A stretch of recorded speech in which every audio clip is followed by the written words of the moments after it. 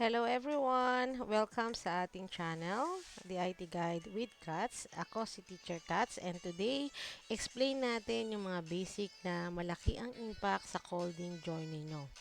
Ito ay ang variables at data types. So, today, i-discuss natin ang Introduction to Variables at Data Types Overview. Alam nyo ba, parang isang lalagyan ng mga sekreto ang variables sa coding. At yung data types naman, sila yung mga label na nagsasabi kung ano yung laman ng nandoon sa loob ng lalagyan. So, tara, alamin natin kung paano sila nagtutulungan. Imagine, may isang box na pwede kang lagyan ng kahit anong data, numbers, words, at kahit yes or no. Ayan yung variables. So, they make our program smarter and flexible. So, in this slide, i-discuss natin yung definitions of variables when it comes to the role of variables in programming at variable naming convention. When we say roles of variable in programming, variables are fundamental components in programming acting as a storage location for data that can be changed during program execution, enabling dynamic and flexible code. When we say variable naming convention for your variable enhance code readability, and maintainability. They often include guidelines on capitalization, length, and the use of meaningful names to convey the purpose. Imagine, 'di ba? Variables parang mga pangalan na nila sa isang bahay. Dapat malinaw at meaningful. Yung hindi ka malilito. Kasi, kung maganda yung pangalan, madali mong maiintindihan kung ano yung nilalaman. So, think of it as giving your data a name tag. So, may dalawang uri ng variables na dapat nating alamin.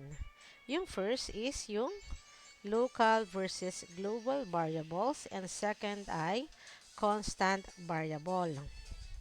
When we say local variables, they are defined within a function and are only accessible there, while global variables are defined outside any function and can be accessed throughout the program.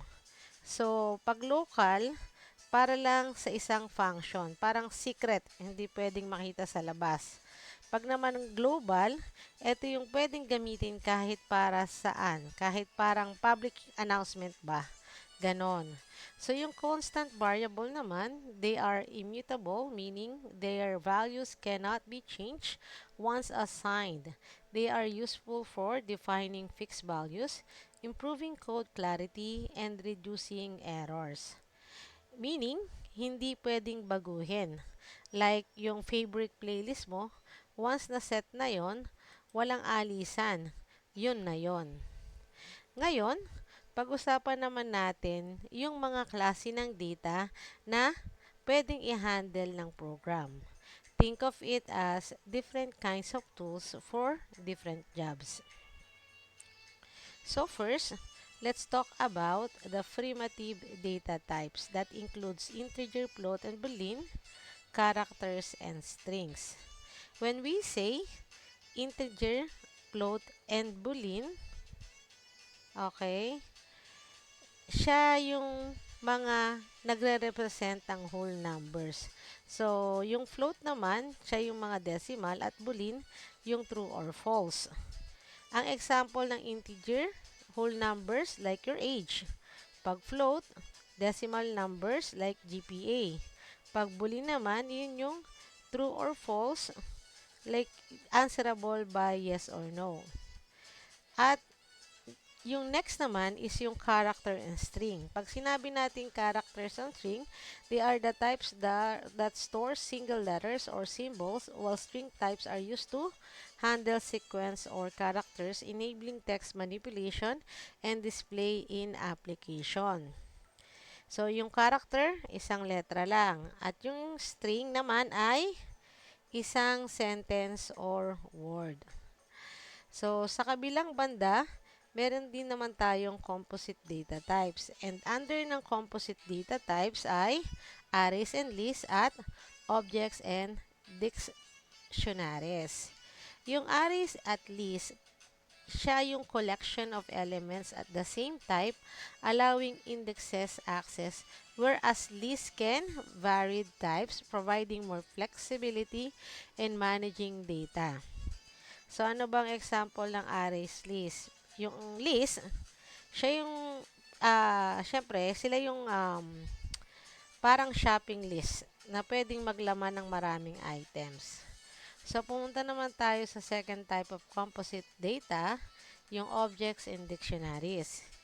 Objects are collection of properties and methods representing real-world entities, while dictionaries store keys, value pairs, facilitating efficient data retrievals and organization. So, napakasimple.